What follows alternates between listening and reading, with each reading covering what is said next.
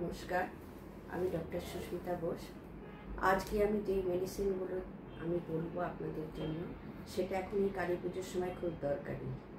এই কালী পুজোর সময় বাচ্চারা বাজি ফাটায়, বড়রাও ফাটান। তো সেই সময় হাত অনেক সময় জ্বলে যাওয়ার ব্যাপার থাকে। তো সেই জন্যে আজকে যে মেডিসিনটা বলছি সেটা হচ্ছে ক্যান্থারিস 30। এটার মেডিসিন এবং অয়েন্টমেন্ট দুটোই ব্যবহার হবে। তো এটা আপনারা হাতের কাছে রাখবেন। যখনই কারোর কোনো কিছুতে জ্বলে গেল, সেটা বাজিতে হতে পারে, রান্নাঘরে হতে পারে, যে কোনোভাবে হতে পারে, যদি জ্বলে যায় তাহলে ক্যান্থারিস 30 সঙ্গে সঙ্গে 2 ফোঁটা দেবেন। বড়রা হলে তো ডাইরেক্ট অন টানিয়ে দেবেন, আর যদি বাচ্চা হয় তাকে 1 চামচ জলের মধ্যে দেবেন। এবং এটা 10-15 মিনিট বাদে বাদে কিন্তু রিপিট করবেন, যতক্ষণ না তার বার্নিং সেন্সেশনটা কমে যাচ্ছে। এমনকি অয়েন্টমেন্টটা আপনারা সঙ্গে সঙ্গে ব্যবহার করবেন, তাতে দেখবেন ফোসকা পড়ার চান্সটা খুবই কম থাকে। এবং যদিও ফোসকা পড়ে যায়, তাতেও কিন্তু আপনারা ক্যান্থারিসটা বন্ধ করবেন না।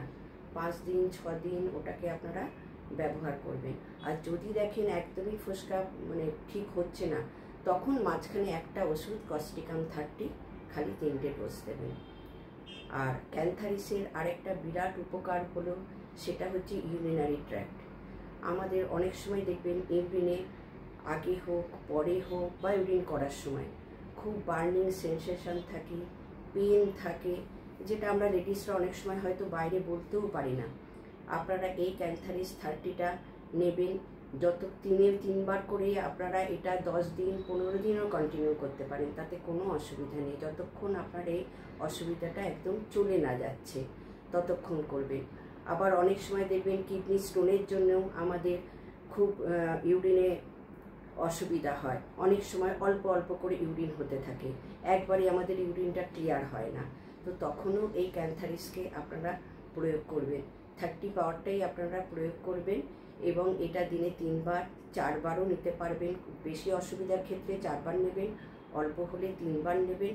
এবং যতক্ষণ এটা না কমবে, তাতে 5 দিন লাগুক আর 7 দিন লাগুক, আপনারা এটা রাখবেন আপনাদের কাছে এবং কন্টিনিউ করবেন। তাতে দেখবেন আপনাদের কষ্টগুলো কমে যাচ্ছে। আর যেখানেই দেখবেন শরীরে কোথাও জ্বালা হচ্ছে, হাতে জ্বালা, পায়ে জ্বালা, অনেক সময় আমাদের কোথাও শরীরে ঘা হয়ে গেছে, সেখানে আমাদের জ্বালা হচ্ছে, যেখানেই জ্বালা ভাব থাকবে, বার্নিং সেন্সেশন যেখানেই থাকবে, সেখানেই আপনারা ক্যান্থারিসকে ব্যবহার করবেন। ক্যান্থারিস আপনাদের দেখবেন জ্বলনি ভাবটা সঙ্গে সঙ্গেই অনেক কমিয়ে দেয়। আর এই কালী পুজোর সময় কিন্তু একদম হাতের কাছে সবাই রাখবেন, বাচ্চা বড় সবার জন্য কিন্তু খুব দরকার থাকবে এটা।